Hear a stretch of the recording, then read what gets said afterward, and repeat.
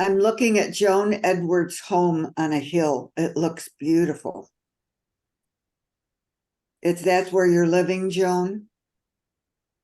That is Joan's house in Yes. Canada, Oh, over toward the East Coast. beautiful. Toward Toronto? I think further east, but she's actually on the road traveling, so she's not at home right now. Okay. It's a fond memory for her as well. Yeah. Obviously, it's not winter. There's no snow.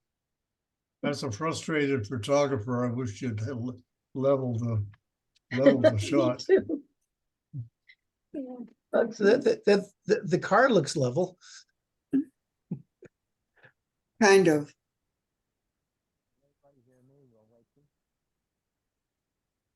Just close your eyes, Stan. You won't notice. Closing your eyes has that effect. Yeah. You do tend to bump it into a lot more things, though.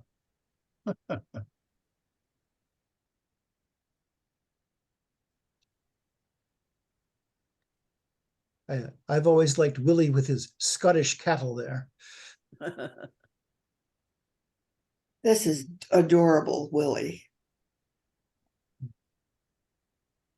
Or scary, one or the other. It's a neat picture, though. It's great. I'm going to wait a couple more minutes. We're up to 16.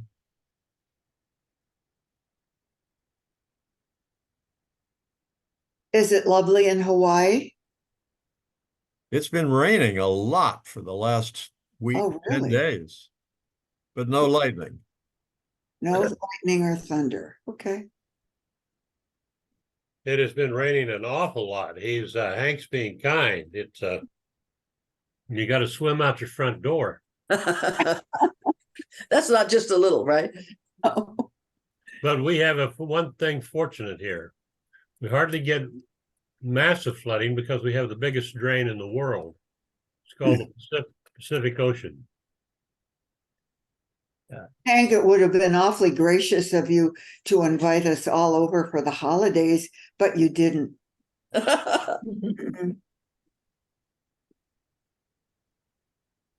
No answer.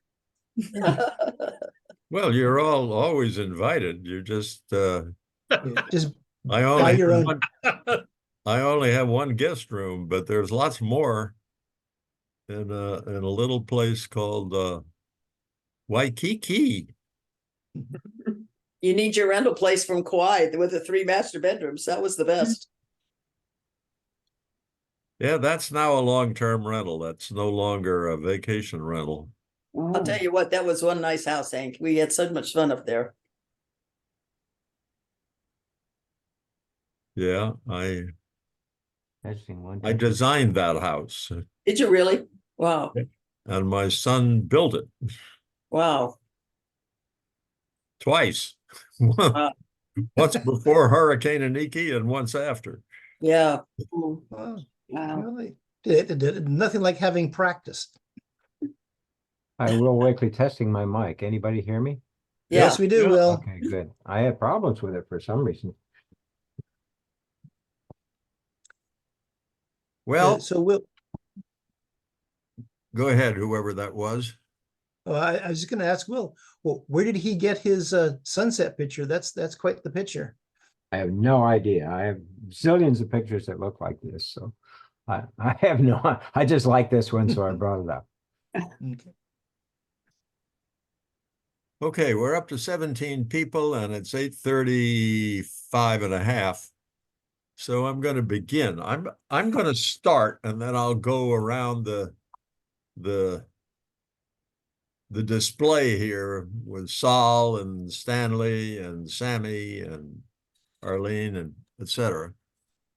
But I'm going to start, and what I'm asking you to do is tell us all verbally and maybe share a screen of a program or more than one that you really like and really use a lot.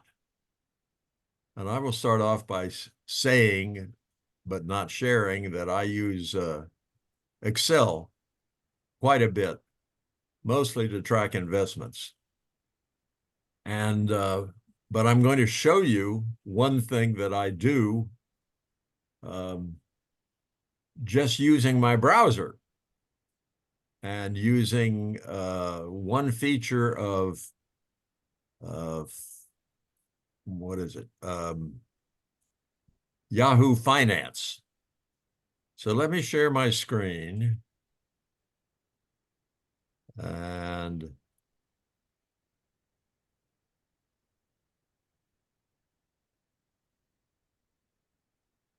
here's my browser, which is currently set on my email, but I'm going to shift that. Wait a minute, I need to clear some of this stuff. Yeah. Then I will open a new tab and I will go to something that I have saved. Well, maybe I won't. Maybe I will just go to Yahoo Finance, which is yeah, Yahoo Finance. And if you put, this went directly to the place where I wanted to show you. I wanted to show you how to get here. The way you get here is by going, let's see, by going to just plain Yahoo Finance like that and putting a stock symbol up here. I want the S&P 500, but I'm not sure. Well, SPY will do. That is an ETF that manages that. Fighters.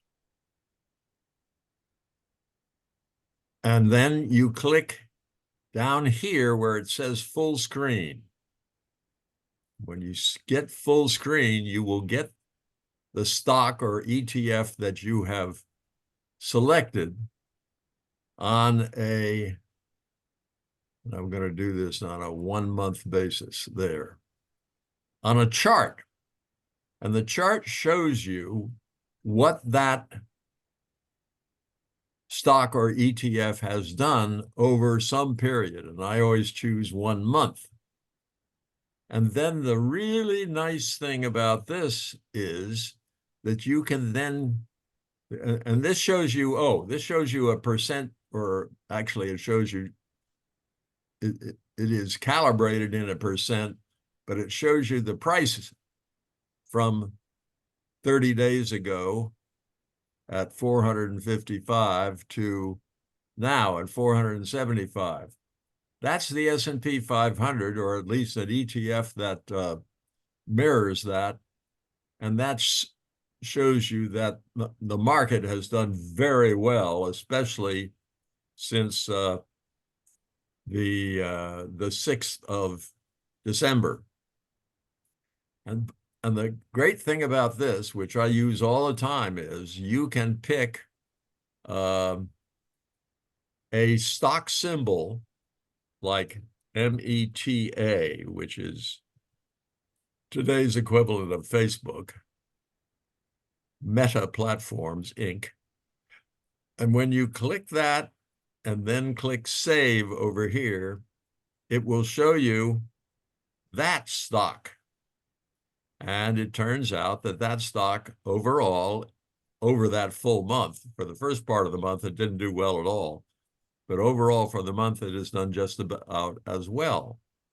Then there's some others you can, if you have a list of stocks that you're interested in seeing how well they did, like here's CrowdStrike, CRWD. You put that one up, and it has done quite a bit better than either the S&P 500 or a Meta Platform. And I'll show you one more, which is a Bitcoin stock. It's not an actual Bitcoin. It's Marathon Holdings. And that one just has gone gangbusters compared to these others. The scale changes to accommodate the biggest up or the biggest down. And that is way up. You can calibrate this. I forget how you do that. Maybe it's in settings. You can calibrate it so it shows this in percentage. And the percentage here is It looks like it's doing that now. over 100% in 30 days. So that's my contribution to this. What do I like and how do you do it? And let us hold questions for people until we get through this, until we have all had a chance to speak. So I'm going to stop sharing and ask Saul to tell us his favorite or favorites. Yeah, I don't think I do anything particularly extraordinary than anybody else here. I do use Excel, not so much for number crunching, sometimes just for organizing stuff and keeping track of things because it's an easy format for me. I use email, a client for that. I use web browsers to search for stuff online. And that's primarily what I use on a daily basis. Thank you. Stanley. All right, well, I spoke last week, but I thought I'd mention just briefly, I'm sure somebody else would speak on it into more detail, but Quicken. And I just want to say briefly, for those people who do not use a financial management program, whether it's Quicken or anything else, is the advantage of having transactions automatically dropped into your program. That makes it such a value, because I can check daily on my bank balance and transactions, my credit card transactions and anything like that, which I do, which allows me to keep a daily track of when my bills have been paid using auto pay and such as that. So just briefly, if you do personal management, financial management, if you're not aware that these programs do automatically update your information, that's something to be aware of. I would like to pass any further. And I agree with you, Stanley. I also use Quicken, and I probably should have included it in one of my favorites. Sammy? Well, I'm not as sophisticated as the rest of you, so I use email, text messages, and WhatsApp an awful lot. As far as Excel and that, I just did an attempt at it to put some figures together. I did accomplish it, but I didn't really know what I was doing. I was just lucky that it came out. Well, you know, I didn't think of this as I set this up, but if anyone has a program that they kind of like and they'd kind of like to like it better if they knew better, tell me as we go through this. And I think, Sammy, you just did.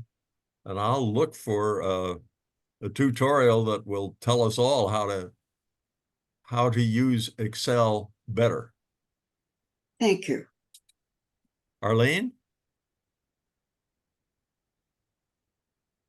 My favorite program is the New York Times crossword puzzle. Online? I do it every day. My grandmother got me hooked on crosswords when I was a kid. We lived in Manhattan for 10 years, and I got really addicted to the New York Times. And now that it's online, it's on my iPad every day. There's a mini, there's a full scale. There are also Wordle and a category matching program, a visual program they call Tiles, where you match patterns and colors, and Sudoku. So my brain gets a good workout every morning. That's great. Thank It you. cost- Arlene. It costs $49 a year, and I think it's worth every penny. Will? Yeah, in terms of spending time, I probably spend most of my time, frankly, on Facebook, but I do an awful lot of email work and spend a lot of time with Excel and Word. But those are mainly the things I use. But some things I really like, I like to use the clip and snip, and I use a program called Clipmate, which allows multiple clips to be saved. It's a wonderful program in that you can, you don't just have a single save as you have with Control-C. You can save, weeks worth of clips that you might have, and you can retrieve them and do all kinds of things with it. So I use that an awful lot, but mainly I use, I'm on the internet doing email and doing various searches on Google, etc. But Excel probably is my favorite program that I use a whole lot during the day. And that's it. Thank you, Will. I think you gave a presentation on Clipmate here a while I back. did some time ago, yes. Yeah, I see a couple of nodding heads. You were remembered. Mhm. Barb?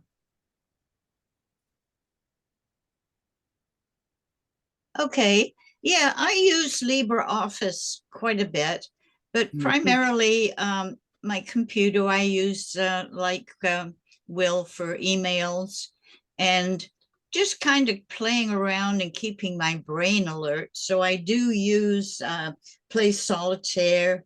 I do jigsaw puzzles and anything kind of to keep me alert. And I do get together once a week with a group of friends at a senior center and play bingo, which is always very nice. And I said, it's fun. But I said, I do keep track of my finances on the computer. I don't use a specific program, but I certainly will start exploring it a little better, maybe in the new year, try and get it a little bit more organized. But thank you, and always enjoy my Saturday mornings with the crew here. Thanks, Barb. Miriam?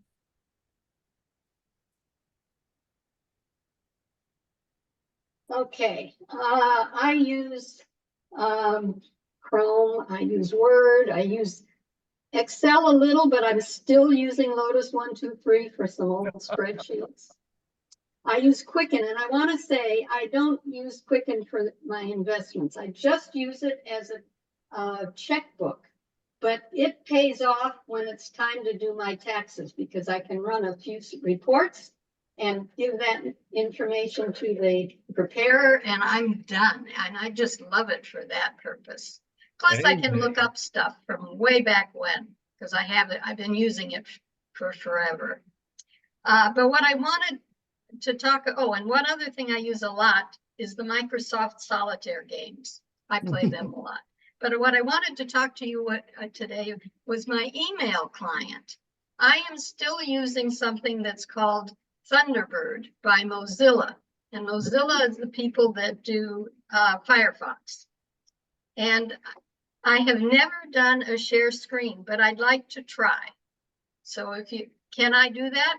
Sure. You're welcome to do that, Miriam. There's a green button. Yeah, okay, I got it.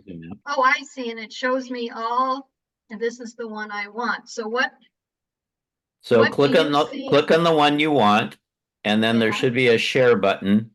Oh, a in that share window. button. Okay, and now I see it on my screen as well. And Okay. we see what you're showing us. Okay, so this is what the screen looks like. And it shows me on the left here, all the folders. And the folders, these are under archive, are folders that are at Gmail. And under local folders are folders that are on my machine. This is a list, this is the inbox, because as you can see here, I'm looking at the inbox. And I'm ashamed to admit I got an awful lot of junk in there. But one of the things I like most about it is I can sort this list. I can choose a subject. I want to choose one here that might have multiples. Okay, here, your newspaper. And if I say sort by subject, then here's all the newspapers that have arrived. And if I go back to the way I had it, which was date backwards, if I choose correspondence and I ask for my friend Norma, and I say correspond, then I get all the messages I've gotten from Norma that I have failed to delete. And then I run this mostly in date backwards so that the freshest messages are here. Now, if you see a message that's bolded, that means I haven't read it yet. But if it's not bolded, it means I've read it at least once. Let me look at my notes. It's very easy to move messages from here to another folder, including the trash, because it's all there. Now, if you wanted to see more, you could get rid of this panel, but I like having it there. And the other thing is that if you click on a message, it gives you a preview down here of what's in the message without your having to go into it. And I think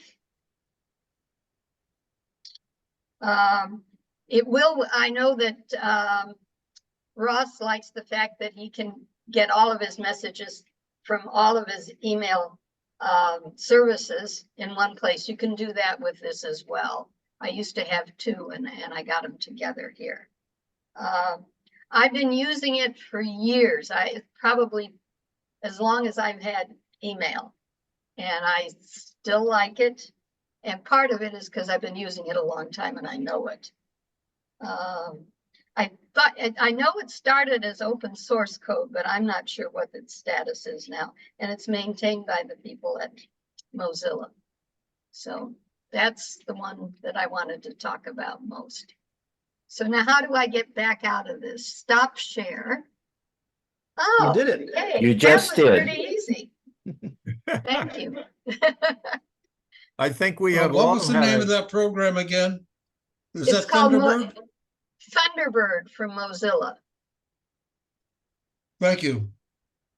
I think we just had a demonstration that you can try something new right in front of everybody else, and sometimes it turns out very, very well.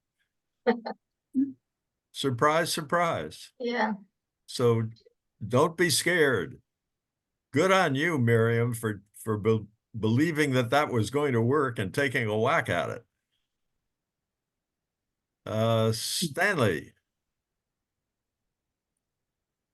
I just spoke. Yeah, what happened? People moved around. How did people Well, move that around? happens all the time. I was wondering Yes.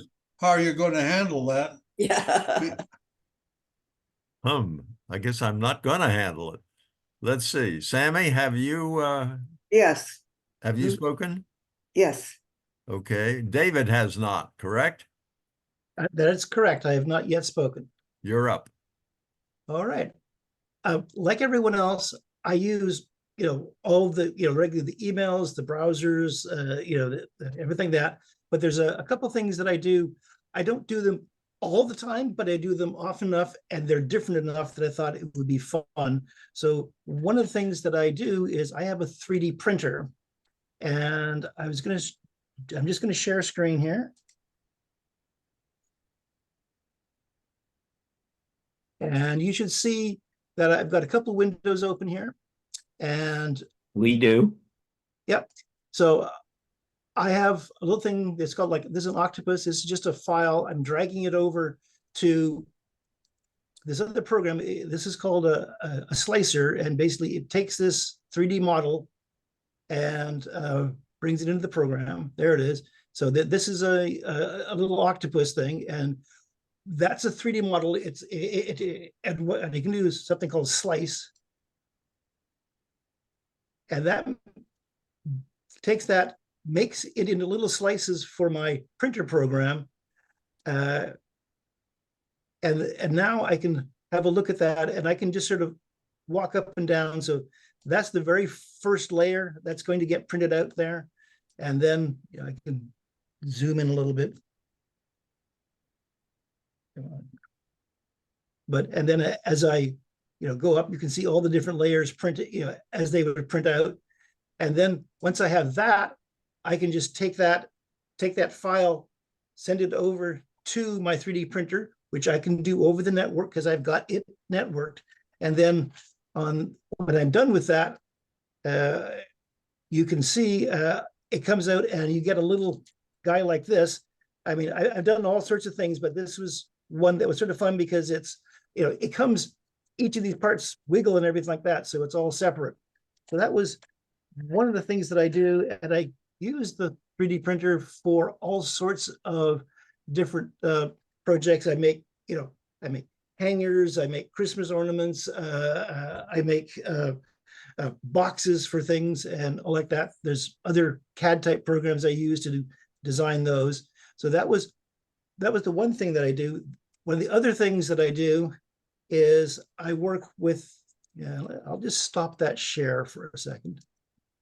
And you can see me, but I work with these tiny little microcomputers. This is just a little computer on a board. And I've got this one set up so it plays a little game of Space Invaders. The screen is here, and I've got a control. It's got a little speaker, and I can do that. And I can do that sort of programming stuff. And for that, I use a different program, which is, this one happened to be called VS Code.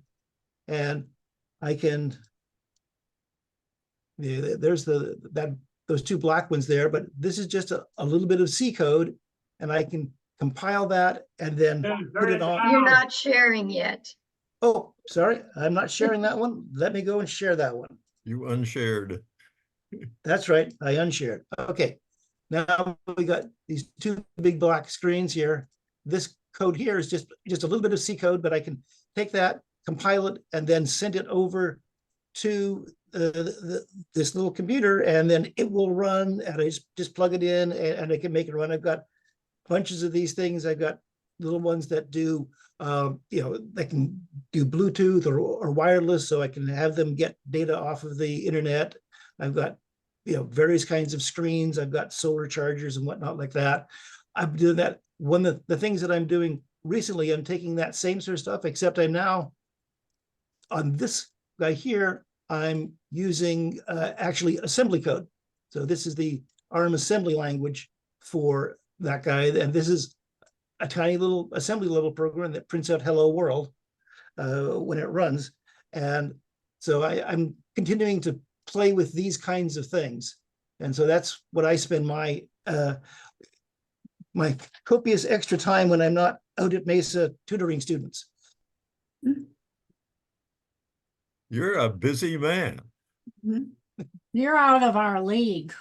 I am honored that you give up some of your time on a Saturday morning to come be with us. Oh, not a problem. I mean, one of the things that, because I not only do the training, I also help out at the senior center there. I have a twice monthly sort of bring me anything question time, and I often get ideas for what to talk about there, or get some ideas of what people are confused about. So when they bring me questions, I have actually thought about it ahead of time a little bit.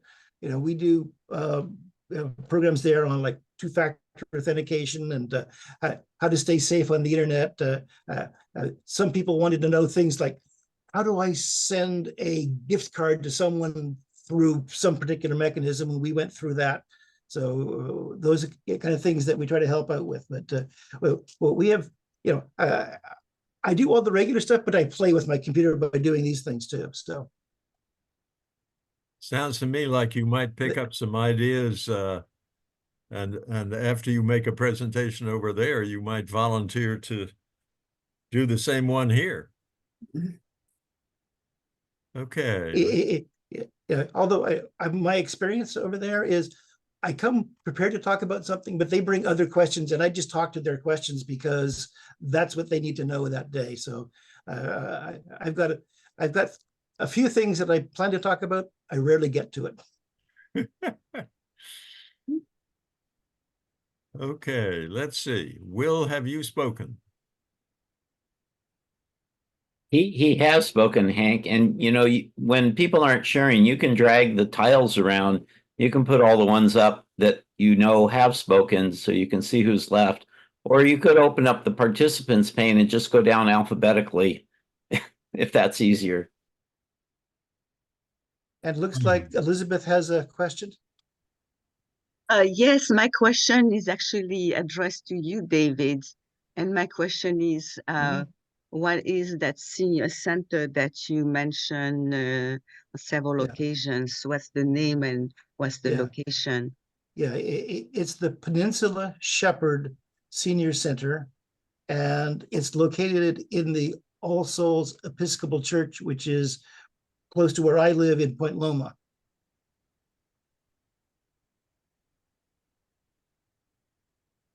Okay. Okay. Thank you. Arlene, have you spoken? Yes. Yes, I'm the you have. crossword puzzle person. I could speak for a moment if I'd be allowed. I'm at the other end of this structure of information because instead of sucking things off of the internet, I'm a vendor on the internet in terms of making investment comparisons simple. And that happens on our website called Blockdesk. Has nothing to do with blockchain mechanisms, but it's been our product for 30 odd years. And we make it possible to visually compare the coming prospects for individual stocks between one another on a very common basis. So the comparisons are very useful. And we offer up on the site some things for free on for anyone who wants to access the site. And perhaps one of the more interesting things is a visual picture of the elements, the 30 different stocks that make up the Dow Jones average. And they are all compared in terms of potential price upside to downside in the next few months. It's a very different kind of thing.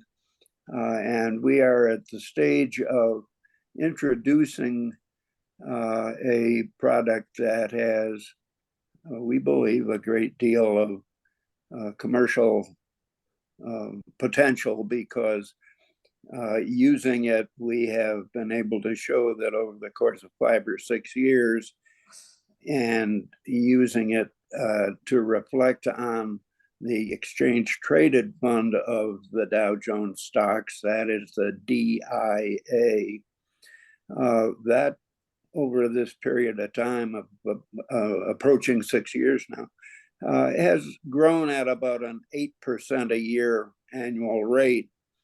You could take a $10,000 initial investment in the DIA and do nothing with it other than just hold it and it would grow from $10,000 to $15,000, five grand in the period of time. Well, there's been enough change in the investment scene so that now, instead of simply holding a fund like this and doing nothing with it other than enjoying the ride, if you use information that we have, you can turn that $10,000 instead of into just $15,000. You can turn it into over $20,000 by selective changes within the ETF during that time period. And we think there's some real prospect in that. But the Block Desk site is there, and you can for free look at the comparisons between the stocks within the Dow Jones. And it's an interesting thing because that recognition of the differences between the stocks is what made the DIA grow from 10 to 15 instead to grow to 10 to 22. So I just offer it up as a different perspective on what's going on here. Peter, what was the website again? Blockdesk.com. All one word. Don Raymond, you're up. Well, I was thinking this was a little different from what it's turned out to be, but anyway, I'm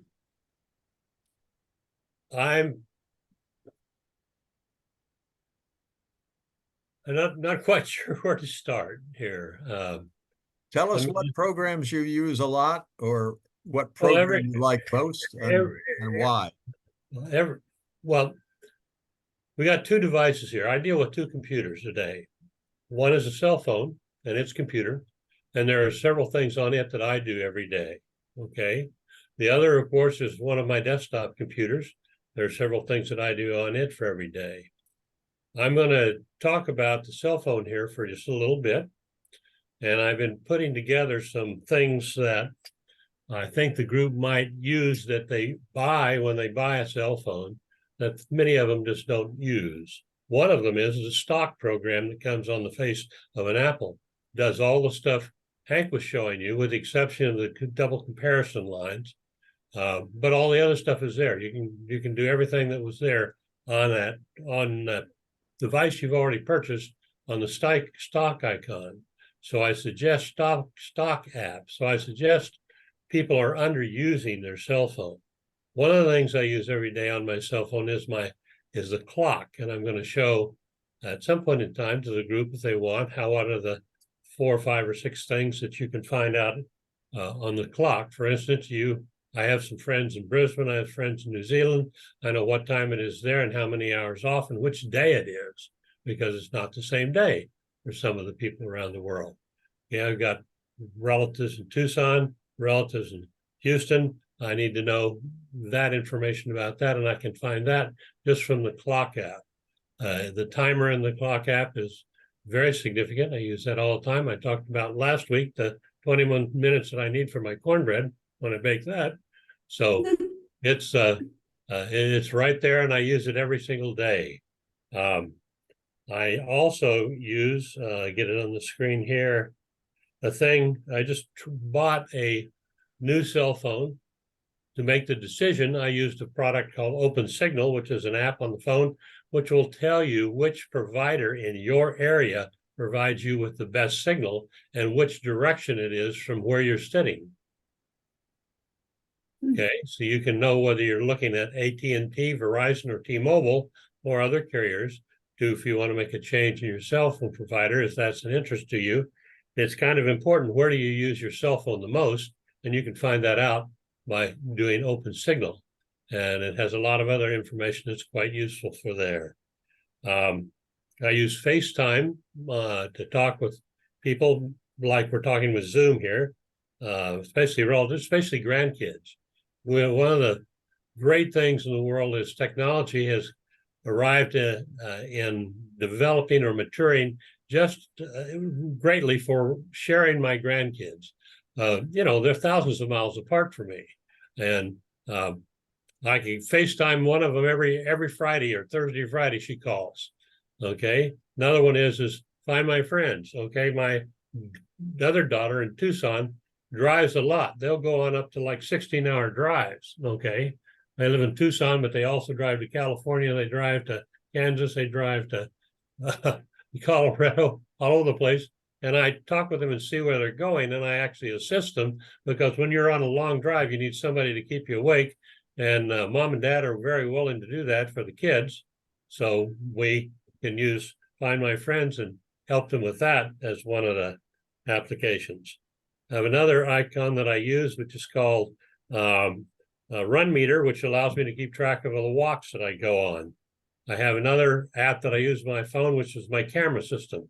So it shows the various cameras I have and what's happening on each one of those. I use a lot of core things for pictures, of course, and then I use the browsers and all of that kind of stuff. And I use something to control my sound bar for my TV is on my phone. I monitor FedEx packages or UPS packages that I'm going to see on my phone.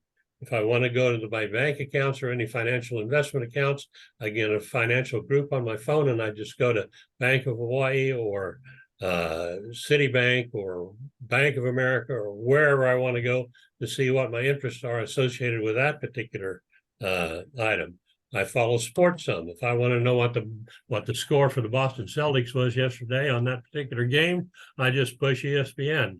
And I got the Boston Celtics right there. And if I want to see some highlights of the Boston Celtics, I do that. It's right on the phone. I sing a lot. One of the things there is I've got the Methodist hymnal on my phone.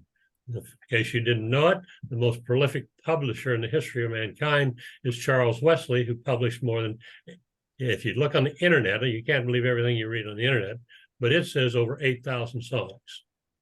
Okay. It was John Wesley's brother and Susanna Wesley, one of her sons. But anyway, I use a product called Audible on my phone to listen to books. I listen to most anything that's come out of NASA because I have a connection with that, with the National Lab System. I got a connection with that.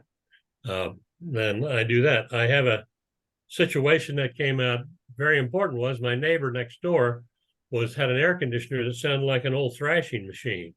Well, it turns out there's a law in the state of Hawaii that controls what decibels you can produce, that your neighbor can produce and allow and get away with it. So if you go in and get that law and get the dB meter on your phone, I can find out the next time he turns it on, I can show him what the law says. That's $10,000 fine. Okay, because it violates the state law. By listening to the dB meter on my phone, I can say, hey, this is back of your air conditioner right here. You got to do something about this, buddy. And he said, no, you didn't. I said, hey, listen, look, it works. Just hold it up to his air conditioner and you can see what's going on. So I monitor all my prescriptions through Walgreens on my phone. Okay. I have a wallet on my phone, which I use for credit card transactions. Anyway, that's just a few things. I have controls for my electronic devices on my phone. In case I misplace my control, I can pop that up and use my phone to do whatever I want to do there. That's a touch of some of the things I do daily are kind of things I do daily on the phone. I'm not talking about the computer. There's many things that happen there. But I've started putting together a little app that for anybody who's on, I'm to recording some of these processes, to record the things like Open Signal and show how that works, and could show it to the computer group as to how that works and how you might use it to find the strongest signal in your area, or when you're traveling, which window to go to find the best signal for your cell phone so that you can call. I also use QuickBooks. I've got decades of financials there, stuff in there. Quicken is not powerful enough for the things I do financially. So I got QuickBooks, which is a full-blown accounting system. I've talked too much. My apologies. You're fine, Don. Thanks. Alice? Dan has his hand up, just to let you know, Hank. Yeah, Stan, Just briefly, I want to remind you all of the chat window. I put something in there about the website link to Peninsula Shepherd Center. And I got not a response from Sharon asking a little more information. And so I just want to remind you about the chat window. It's a good place to put web links and phone numbers and other things you want to communicate to the board or to the group.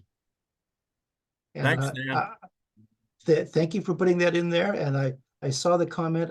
I will see if I can get Sharon that information. Thank you. Okay, back to Alice. Okay, I wanted to just tell you some fun things. As you know, I work at Rancho Bernardo Senior Services, and what's been fun, I've been there almost 4 years, and to see the seniors in the area that are getting more computer literate. We do have a website that is wonderful. That is something that we keep updated for Rancho Bernardo Senior Services.com. And it's fun because all our advertisers are on there, plus different articles and different things, but in our calendar of events. But what has been very helpful, and when I first started working there, a lot of seniors couldn't navigate it. They'd have to get somebody to help them, but they can go into a whole services that we provide, and they can actually find the links to download different resources that we have. Our most popular is the personal assistant list, and we have probably about 50 seniors in the area that are willing to do different things like handyman or help around the house or drive or all these sort of things. And it's neat now because quite often when they call on the phone for help, because we're primarily a referral agency, they can go, we can just tell them quickly how to get there. And most of them now can do that by themselves, which is kind of fun. But something that we also just started, we work very closely with seniors or the students at the Rancho Bernardo High School. And this year, the one fellow, Aiden, who's in charge, that group is incredible. And of course, these teenagers, they know everything about everything. And they now have a phone number where it's called Text a Teen 24/7. If you have an issue that you're struggling with, you can call that number and they will either call you back or text you what to do. And the adults love it. And then the other thing we do is once a month, we have a gentleman that comes in and he's very knowledgeable. He's kind of like a Ross, and he comes in and people can walk in or make an appointment and come in and he'll help them with any issue that they have. So it's been very beneficial. But one of my favorite stories is the first time these teenagers came in, this one gal came out just giggling and laughing. She was so excited. She said, "That's the most fun I've ever had." And I said, "Oh, what did you learn?" She said, "I just found out how to send an emoji to my grandson." So we have a lot of fun with that technology. It's good. Other than that, for myself personally, I do use, which I started as a result of this class, I do use Brave primarily for my mail. I do, of course, go to Explorer. I'm kind of like Ross. Depending on what my needs are, I'm a little appalled sometimes I do help my friend who's a financial planner, and it's amazing on some of her big investment companies, you have to get back onto Google or onto Chrome in order to make the documents work. But it's a lot of fun at work. And that's it for me. Thank you, Alice. Barb, you have not spoken, have you? Or have you? I believe she has, Hank. You have. Yeah. Okay. Sharon Yeah, has I not, have. I believe. I think you're up to Elizabeth. Every screen looks a little different, Barbara. So Oh, let okay. Hank drive. Okay. Yep. So does that mean you want me or not? Who just said that? Sharon. Sharon. Yes, Sharon. We do want you now. Oh, okay. Just making sure. Okay, I guess what I've learned with using all these different devices the most this year was, I think COVID helped in a lot of ways to get me introduced to webinars and knowledge and YouTube. So I use a lot of the features that are out there to improve my knowledge and to question things or try to understand things. So that's what helps me. I do use Apple products, and I think more of this group is PC. So I'm just gonna let it go at that and saying I just keep trying to educate myself. That's it. Thank you. I applaud your comment about YouTube. As many of you know, all of you, I think, know or have been told, we present lots of things on this organization that are YouTube videos. I have made over 100 YouTube videos myself on computer subjects, and we have all found it very useful. Fran?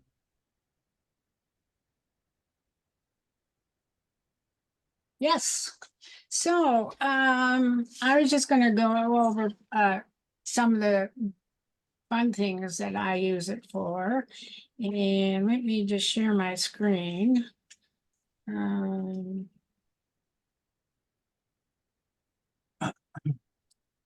So that's not what you think it is. That was research for medicine.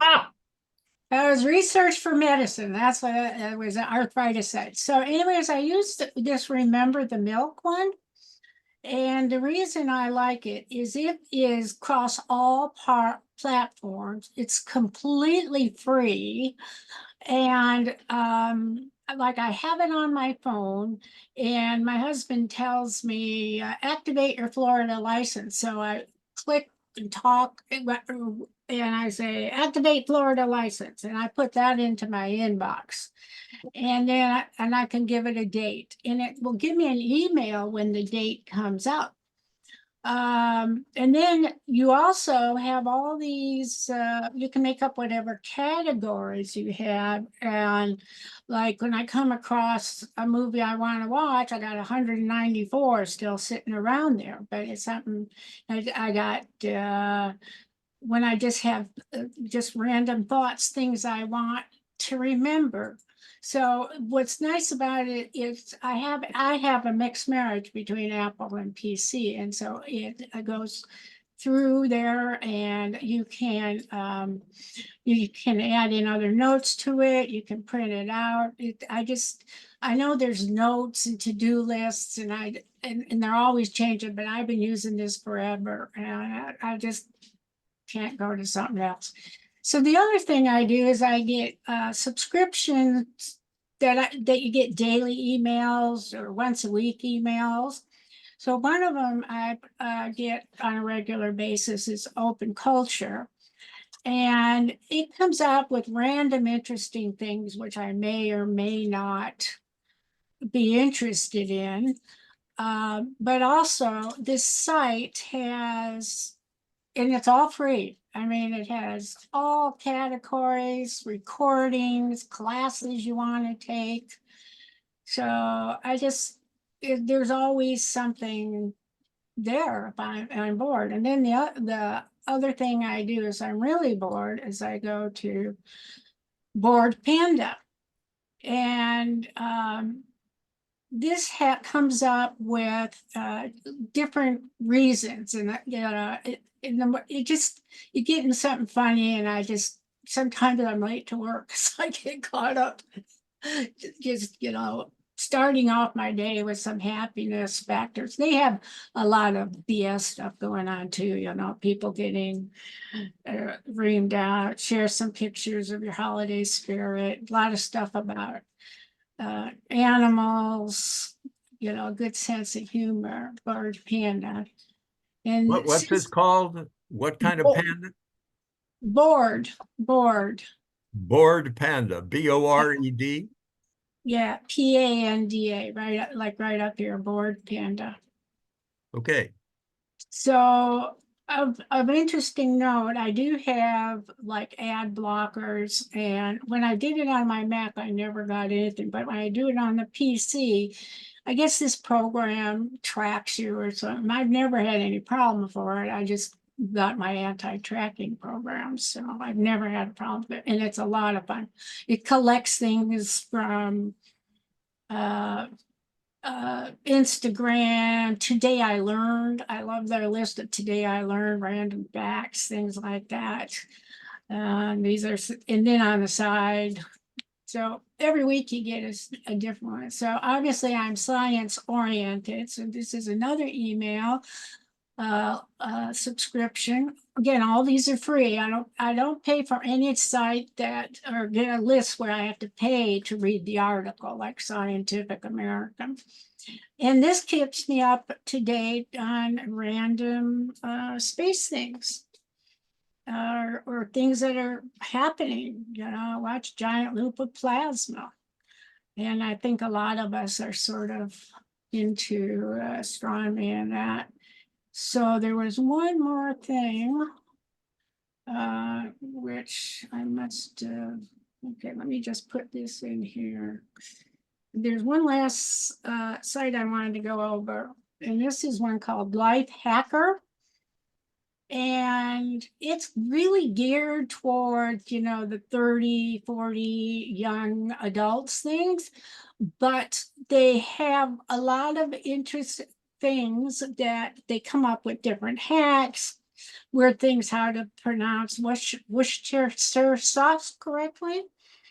They talk about new devices, and one of the doesn't have to happen to be one on here. Like here, why would you should consider a death? That's for all ages, but they have a parent's guide to the internet, and that's the way you can keep up with all the new slang and what's hot on the internet and stuff like that. So that's my share.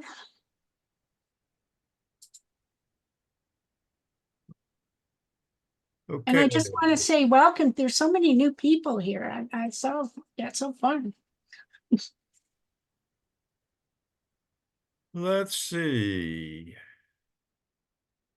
I'm looking down the list, which has been reshuffled again. Ray Schlater. I don't really have anything to contribute other than what I've heard, but I do want to thank Ross Malloy for noticing that I wasn't on the screen today, and he gave me a call and went into my computer and made a couple of adjustments. So I'm just pleased to be seen. That's it. Yep, all of us are pleased to be seen every Saturday morning. It's nice to be still alive. But when people don't show up, the rest of us get worried. Ross. Okay, so my job primarily is to solve other people's problems. So when they call me and say this doesn't work right, then I try to find a solution to that. I try to leave them exactly with the same programs that they're used to using. I don't like changing too much because it's such a steep learning curve for a lot of people. My email client that I use is Outlook, but I've been using that going on 20 years. And that's what most of the business clients I use Outlook. It's as far as what I spend time with on there, as I use a utility called Splash Top. That is a tool that lets me remote in on other people's computers. So let's say you need to travel, but you want to leave your QuickBooks, your Quicken, your accounting, whatever program on your home computer, then you can remote into that from anywhere and use it as if you're sitting in front of it. So you don't have to transfer it and worry about having that data stolen from a portable device. Now, it does cost to have that program. There are free alternatives out there, but all the free alternatives don't seem to work as reliably. So if someone says I need to be able to access my work computer from home, then I always use Splashtop. It's about $60, $70 per year but then that allows you to remote into 2 different computers from anywhere you can touch the internet. For security, they have a 2-factor where I log in with a username and password, and then they text my phone, or excuse me, they send me an email, and then I have to respond to that particular email, and then it will let me in remotely into my control panel to begin with, and then I can choose a computer from there. I use the Microsoft snipping tool a lot because it lets me take pictures of whatever is on the screen.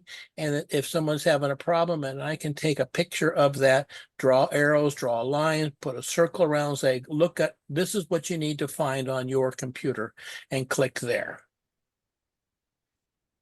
That's about it. Thank you, Russ. Pat H.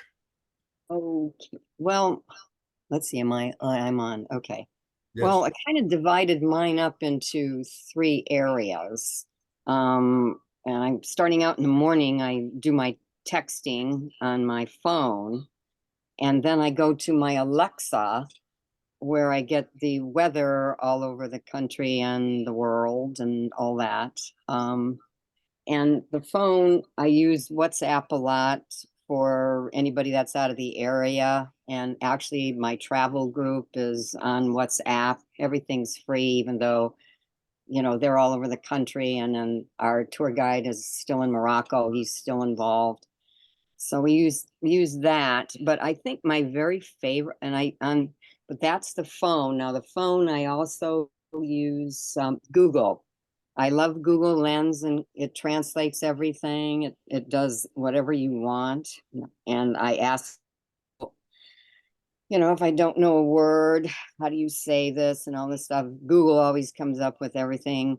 And since we've had on the word, it's not Word, it's most of the programs now, I've turned into a horrible speller is basically what it is. So I can tell Google, how do I spell this? And so forth and so on. On the computer, I just use, I try to stay away from the computer. That's why I got 6,000 emails. So basically, I'm just on the computer, it's Quicken. I love my Quicken. And I also, Ross kind of reminded me, I think my favorite thing that I got out of the class that I've taken through San Diego Community College is the screenshot. It has saved so much paper, so much ink, and that's my very favorite one on the computer after Quicken. And that's pretty much all I can remember. I don't have time to play games. It's just that there's so much stuff going on. I wish I did, but I basically don't. But those are my favorites for now. Thank you. Thank you, Pat. Sharon Beckers, have you spoken? She has, Hank. Okay. I think Willie has not spoken. Yep. Wait a minute. Yep, Willie is next on my list. Okay, well, I use mostly computer, my laptop. I don't do much telephone or smartphone stuff, but lately I've been using a little bit more WhatsApp for texting with my family members. It seems to be the quickest way to get things back and forth. But in terms of computer use, I search the internet for everything I need, whether it's YouTube videos or TV shows and cast and crew and all that fun stuff when I'm watching TV. But I spend a lot of time on Excel. That's probably my go-to program for the day, is finding ways to do things easier and quicker and make life easier in the long term. Sometimes it's harder to get the spreadsheet going, but once it's there, it's usually pretty easy to update, work with. So I spend a lot of time just since I have Microsoft 360 or Office 365, however they want to call it nowadays, I get all the updated and greatest Excel functionality, and I use it to the greatest extent I can. And it's basically just a learning. That's my fun. That's my game, is learning how to do stuff with Excel. That'll do it for now. Thank you, Willie. And all of my All of you have jumped around again, and I can't see who's. I've got one that says P Mac. That would be Oh. Paul. Yeah. Paul or P Mac. Will you tell us what you find interesting?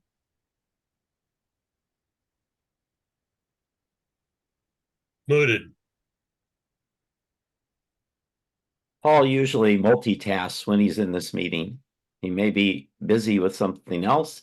May I suggest Elizabeth Smith, who did ask a question, but she hasn't had an All right. opportunity to share. Yes, my share is very short, and it has to do with an app on my Android cell phone, which I love. And the app is called Voxist, Voxist. And what I like is that it transcribes, can not only hear the voicemail message, but it also gives you a very, very good written transcription. And that's been very helpful to me, and I'm happy to pay $10 a month for that. So that's the extent of my share. Thank you. And Paul is with us, I think. Yeah. Yeah. I'm sorry because I was sending Christmas cards while I was listening to you guys. My favorite program used to be AutoCAD, but I'm not using it anymore. I spend most of my time nowadays using playing Candy Crush online with people all over the world. And sometimes competing with them is a lot of fun. Another program I would like to say is I use WeChat a lot. WeChat is a program from China, which is not safe. So I only use it separately on my iPad. I learned a lot of things, especially some new technology, some new products that I cannot find in America. And that's what I use for my favorite programs: WeChat, Candy Crush, and of course I use a lot of those social media like WhatsApp and also FaceTime, the old one Hangout, but which is no more. And one more item I use a lot was ICQ long time ago. That's all I want to say. Thank you, Paul. Yeah, Sharon has her hand up, Hank. Yeah. Yeah, hi. Hey, this is a great learning opportunity. If we did something, since we're doing this, we're calling on people. Is there something that could have been created in advance on Zoom for calling out people so you can check them off? Is there something that could have been done to make it easier for the leader when they're all jumbled up? Use the participants list. But there's no real way to do checks, David. Correct. That Sharon's Correct. asking about. So I don't believe there's any built-in function within the Zoom app. Okay. Thanks. What happens when you pin some? Oh, there we go. That doesn't work. And Fran has her hand up. All right, Fran. Pat reminded me about Google. That is like, I mean, Google was my favorite website back in 1995 when it like first came out. And also resonate with just learning something new. That's what I really like. But what I did want to say is the Google Translate is invaluable, especially in what I do with my patients. And I have all different kind of cultures here. And I type in English and it comes out in their language. And then they can type in or sign language or somebody can translate back to me. But that's just an amazing thing. But I am looking, if anybody works with translation, I'm looking for one of those devices that you just talk into and then automatically translates. if anybody knows an app or a device. Thanks, everyone. If you go to Amazon, I think just ask that question and they'll take you to various Yeah, people that have those. yeah, I've done that, and there's a lot of them, and picking one out becomes the problem because do you have to? I like one that you don't have to have internet access with, and there's huge price difference. So Is there a cell phone app that does that? I'm sure there is a cell phone app. Yeah. I believe that's part of what she was asking, Will, unless you know one. We'll move on to Pat because she has her hand up. Well, regarding that, what Fran just asked about, several months ago, I had one of my housekeepers didn't speak English, Spanish, of course, and my Spanish is terrible. So, but she had an app, and I meant to get what it was, but she would actually speak into the, her phone and then show me, and I could see what she was saying. And then I could respond to her in English and it would pop up in Spanish for her. I think that might be the type of thing you want. Now, I never did get what app she had, and I haven't had her back. So I could ask the guy that sends her out, the business itself, to see if they use it or if it was just for her, if it was just her thing. But it was very good. It's the best one I've ever had. Better than Google. And Stan has his hand up. On that same line, my son Bruce married a Chinese lady, and they use that app extensively because her English is almost as bad as her driving. And and so anyway, I will ask him, because I have that same trouble dealing with my cleaning lady. I hope this doesn't really sound so chauvinistic that I'll be kicked out. But anyway, life is life. And I will check into that. I also want to remind Ross that I put a question in the chat window for him, and period. So Stan, you're going to try to find out the name of that app? Yes. Oh, Thank yeah. you. And please share it too, because I'd like to have that. That would be good. Thank you. Have we Okay, heard from, we've from Joan Edwards? We have heard from Pat H. Oh, yeah. I have two other Pats on my list, Pat's iPhone 70 and Patricia on track phone. Yeah, so Pat's iPhone 70 is the same Pat we've already heard from. Joan Edwards is traveling, I think, so you can ask her if she can unmute. She has. Okay. All right, Joan. Yes. Anyway, it's very interesting. I just crossed the border between North Dakota and Saskatchewan, and I had to leave your meeting because I didn't think they'd appreciate that as I was driving and crossing the border. Anyway, and then the reception for the next 20 miles was terrible. You kept coming in and out all the time. But anyway, what I'd like to share is a little different. I use the same things that most people do. I have a problem in many cases because some people want to use Skype, some want to use Zoom, some want to use WhatsApp, and some want to use Teams. And they don't seem to want to change. So I change. The other thing is, I am using my cell phone much more than my computer lately. And I want to share a few things with you. First of all, you know I'm Canadian, most of you, and very few people, I would say 70% of the people now have cell phones as opposed to landlines. And that's just a little information. But on this trip, I had a slightly later model cell phone. And it's the most interesting thing. All of a sudden, I looked at it as I passed time zones, and it gives me the time of that times in that time zone, and it also gives me the time of where I live. Now, the next thing was with my GPS. I bought the GPS in Mississippi years ago. Anyway, when I'm in the States, it's in miles. When I'm in Canada, it's in kilometers. And that may seem not that important, but first of all, 200 feet is much shorter than 200 meters, and miles are much longer than kilometers.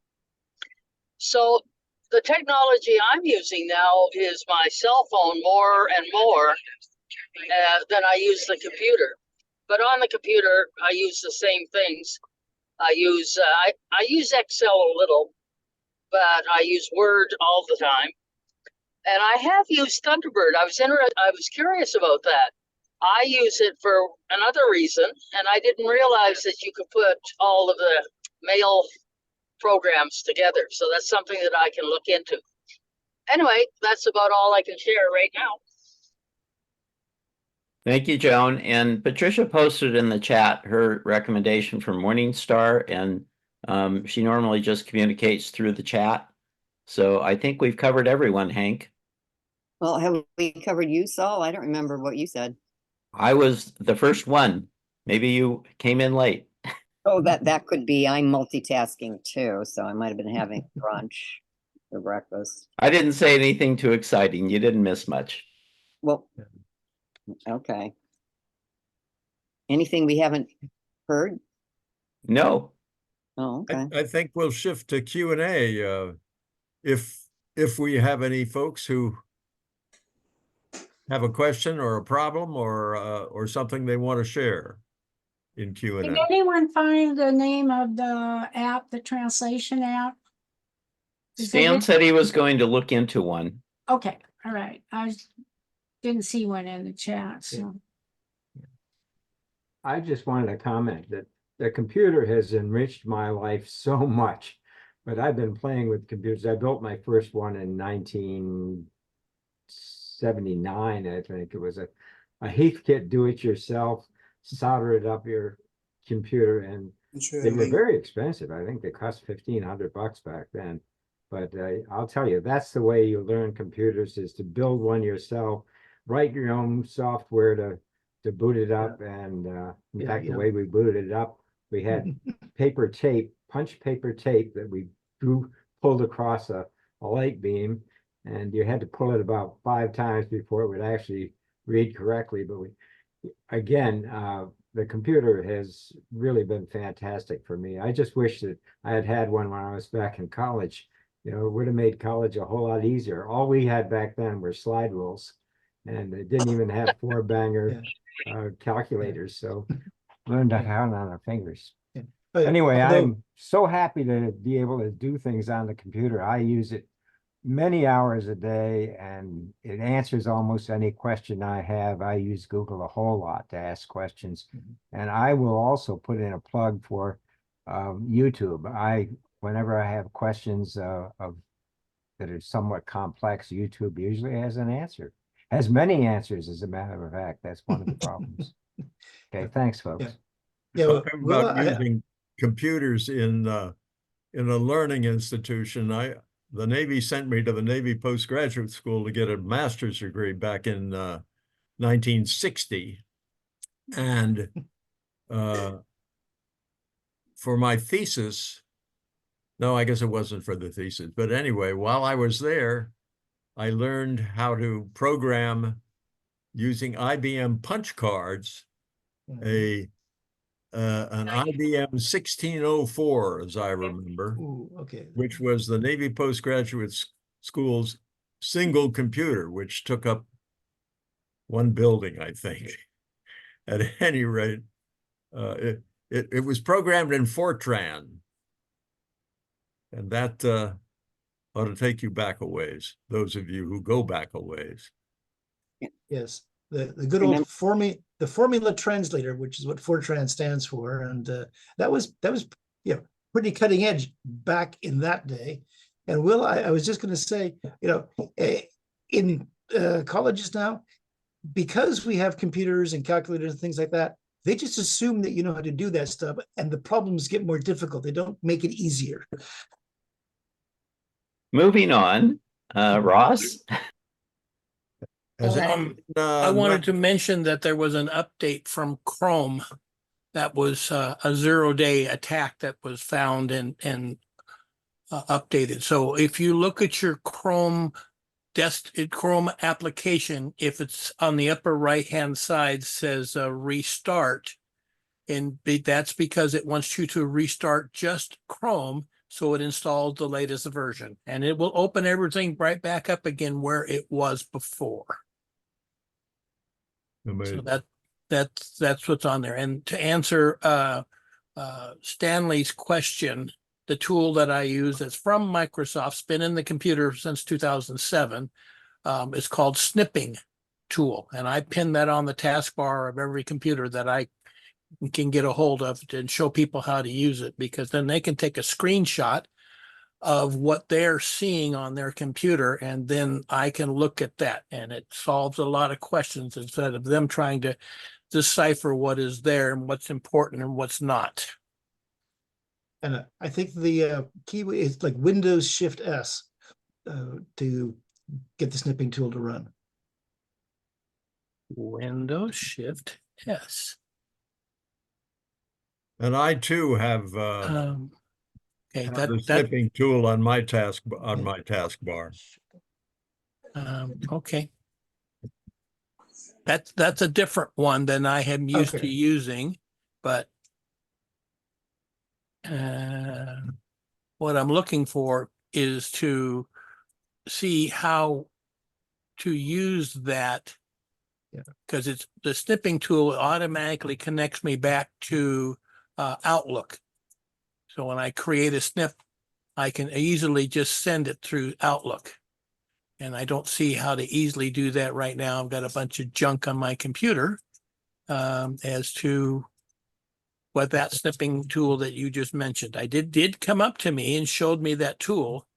Yeah, I think it just goes on the clipboard and you can paste it in. Okay. No, so it goes to, in me, it goes to, let me just, oh, maybe I can't do that. Some people have multi-clip things and it puts it into a list of clips. But if you don't, I think it just goes to the regular clipboard. Let's see if this works. Nope. I'm trying to share my. Yes. Yeah, here we go. Down here, I'm sharing now. Can people see where my cursor is way down at the bottom? Not quite. Not entirely. No. Okay, then that won't work. So I see that, and I opened a new email and right clicked, and I was able to paste the picture in there. And maybe I just need to spend more time with that tool, but I don't see how I can highlight or circle or mark things up on this with this snipping tool. Yeah, it is. Yeah, the snipping tool just gets the screenshot, but have it some other Okay, time. yeah, No. that doesn't do what I need. But thank you Okay. for it. It's a different way to do it. Over 1 o'clock tomorrow. Someone said earlier that they had a way with a snip Whatever to you put want. circles and arrows and things on it. I don't recall who said that, but I would like to learn how to do that. Well, I thought I was going to demonstrate, and maybe I can. May have just been sharing your browser window instead of your entire desktop, Hank. Yeah, but I will try.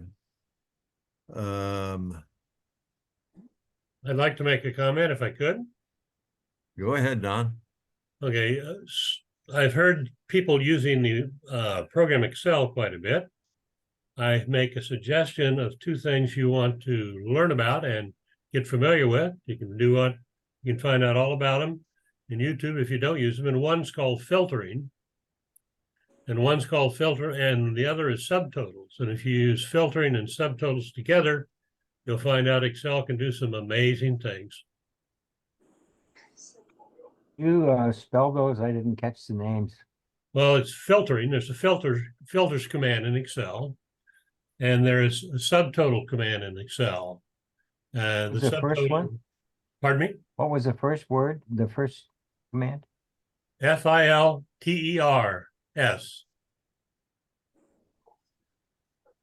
Filters. And what does filters do? What does filters do? Well, it allows you to do Anything you want. inquiries to all of your information in. If you've got 100 items in a spreadsheet in Excel and you filter it, you can do whatever you want. If one of your columns is zip code, you can filter it by zip code. Sorry, I thought you said not filters, but seltzers with an S, and I didn't understand what that word was. Okay, got it now. Subtotals, SUBTOTALS,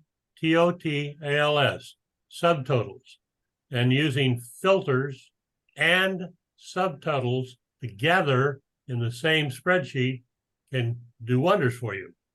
It's very useful. Just a thought that you might want to experiment with, filters and subtotals. Thank you, Don. Pat? I would like, hold on, please. I would like to go back to the snipping tool and demonstrate, because someone asked, and demonstrate how that works. Let me share my screen. And I will pick I will pick my browser, which is Chrome, which is currently set on AOL, my email system.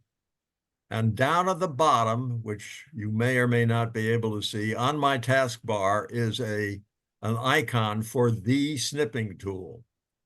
And when I click on that, hold on, I need to get rid of this. It picked my last snip.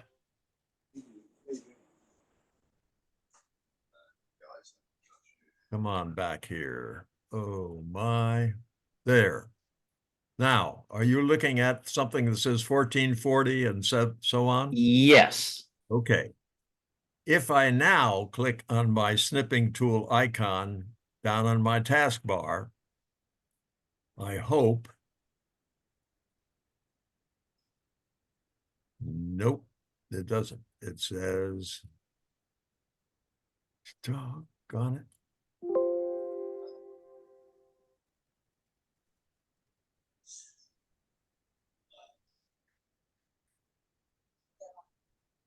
Well, while Hank's coming back in, go ahead, Pat. Oh, I just wanted to mention to Fran, since it's important for her business and stuff and practice, that I just Googled the best translator and they came up, the best and most accurate is this Deep LL. And then I put it in the chat. And the other thing is they said to go to YouTube. There's several, I guess, YouTube videos on the best ones, and presumably they demonstrate them. So you might want to check with that. And yes, I use the snipping tool. It's really easy. If I can do it, anybody can do it. And I remember it was my favorite thing back when I had my Dell, and it's now my favorite thing on my iPhone, on my computer, the iMac. But you had to find it on the iMac. It's buried in the launch pad under other stuff. So when I finally found it, it's great. Everybody should be using that. Saves paper, saves ink, etc., etc. That's my comment. Thank you. Will? We'll need to unmute.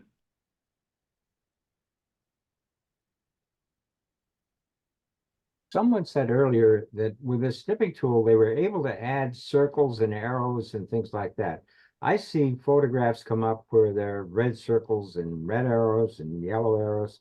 How do you do that? Does anybody know how that's Ross done? was the one talking about that when he was helping a client. Maybe he can answer your question, Will.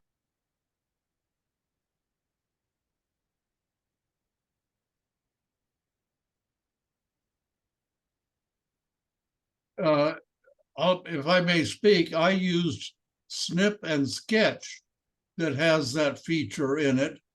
And I'm not sure whether the snipping tool in Microsoft has that, but I use Snip and Sketch. Thank you, Stan.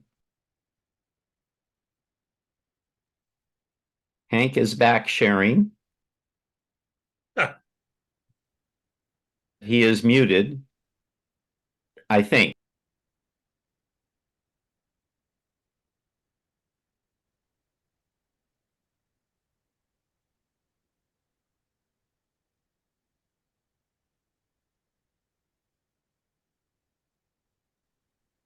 There. Now, can you hear me? Yes. Yes. Okay. Now I am clicking on the snipping icon and I get the snipping tool little window. When I click new, it makes this whole page fuzzy.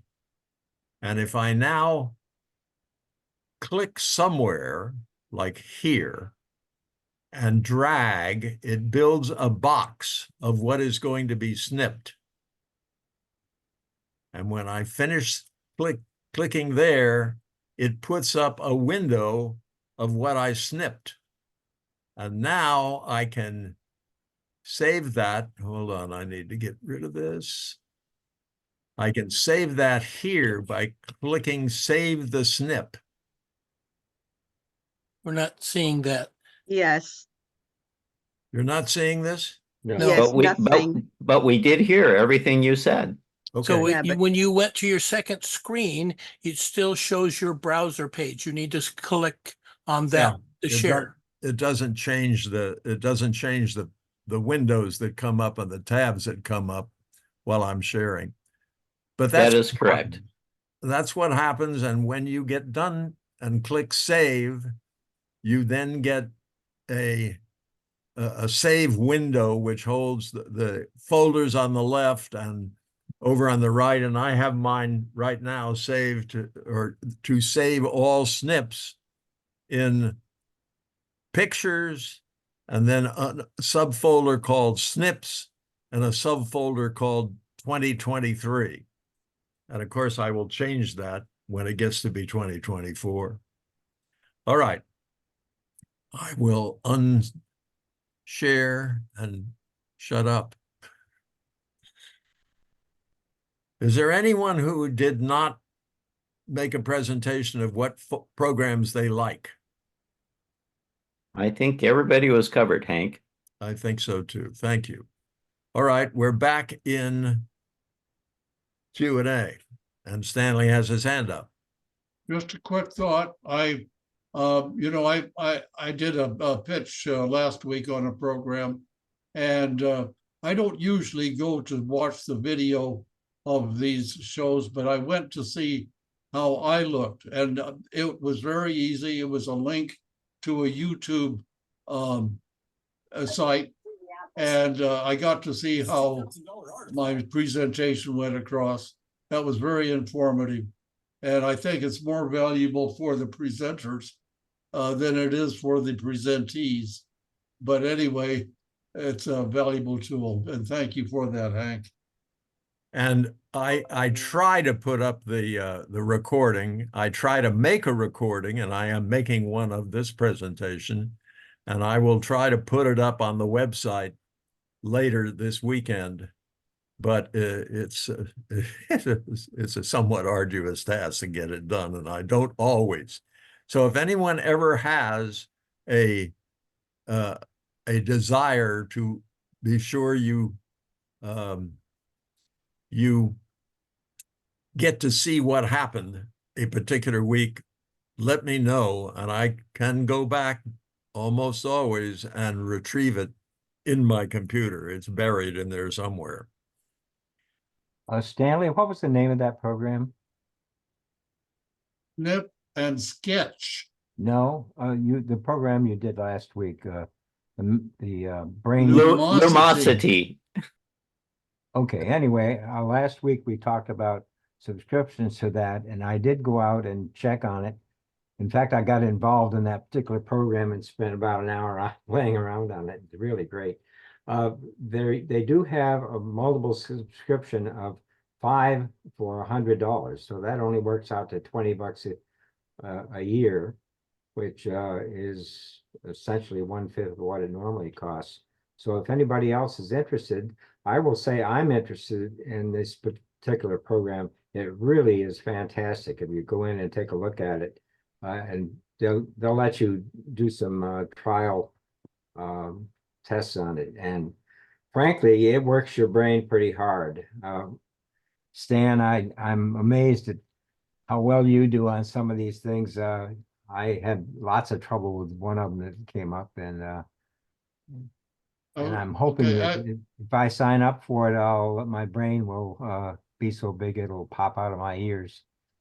Did that $100 for 5 licenses, that has to be renewed each year, correct? That's correct. Well, they do have a Oh. 2-year program for $150 for 5 licenses for a 2-year program, but I don't want to commit to more than a year Right. at this point. Any other people interested in this particular program? Can we get 4 more people that would be interested at Well- $20 for the year? I have a Miriam? suggestion. A lot of times you can consult your health plan, and your health plan does all this for free. You might want to check into that. You mean they will pay for a program like this? Well, it's listed. I haven't checked it out whether you have to pay for it or not. I'm assuming that might be a copay, but I would think it'd be for the year. At any rate, it's listed. I've never checked it out though. Listed on what plan, Pat? UCSD. I haven't checked out Scripps. We got kicked. Medicare Advantage got kicked out of Scripps. Yeah, I know. Me too.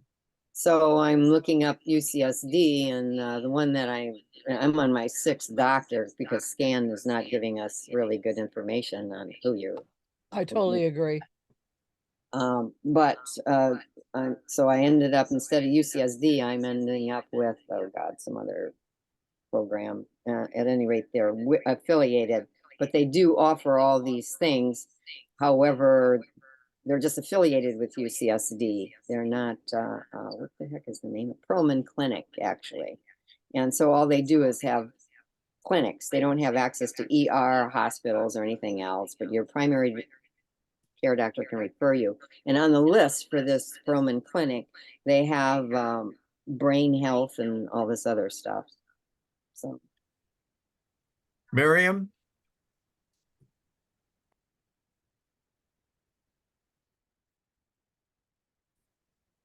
I'm sorry, I don't know how that my hand went up.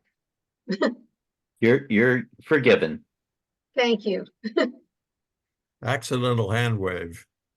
All right, I see no more hands up for Q&A. Everyone got to talk.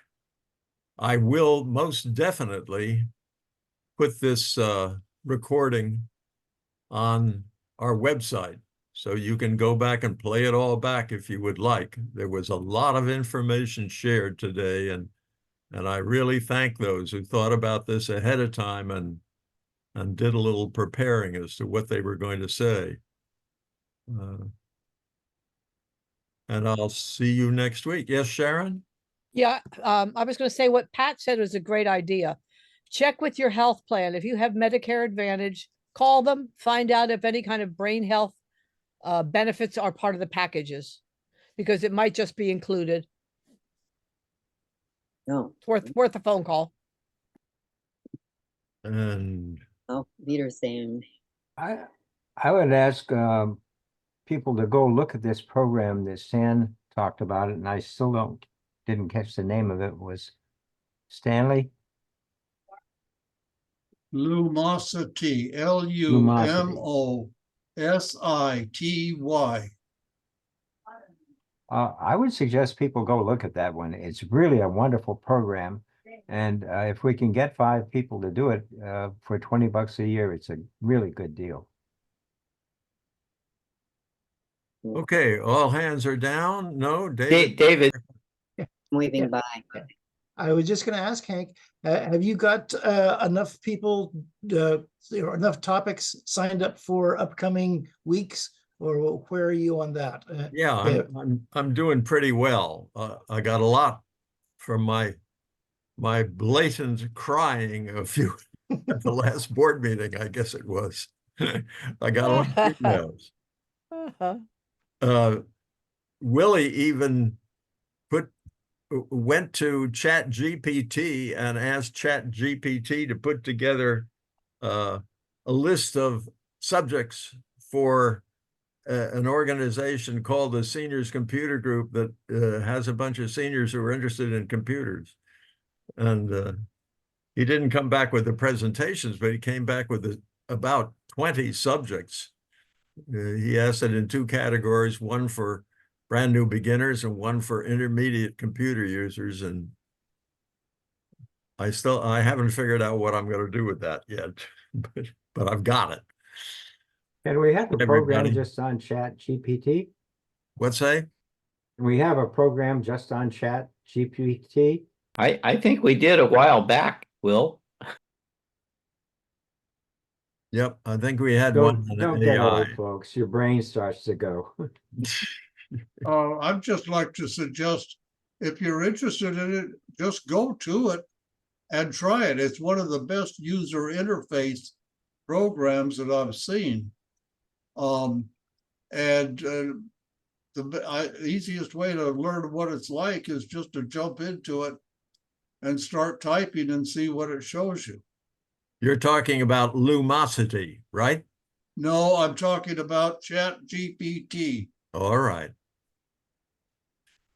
Incidentally, on Lumosity, one thing I want to remind you is it took me almost a year to reach a plateau, as I called it. And so it takes at least 6 or 7 months of working it to, in my case, to learn how to play the game. And another thing, to Will's comment, it senses, if you start off on any particular game, it usually starts off quite easy. And then as you get better at it, it gives you more of a challenge. It either uses a bigger vocabulary or shortens the amount of time you have, or does whatever it takes to make it a little more difficult. So don't judge your acuity by how well you do on the test, because the test is playing you as well as you play in the test. And Okay, all. okay. Until next week. Until next week, it has been good to see you all. I thank you all very much for participating in this. I think it was very interesting to many people. Yeah, this was one of the longest sessions we've had. It's now 12:15, and we normally try to stop before 12. So I really appreciated this program. And I hope that there's a number of people that can be persuaded into giving a more full presentation about these things that they find useful. Yeah, anyone who is willing to do that, please send me an email. And anyone who has, after thinking about this for a while, and maybe even after reviewing the recording, anyone who finds someone else's presentation really fascinating today, send me an email about that, and I will ask them if they would make a presentation. Thank you all again and again. Aloha.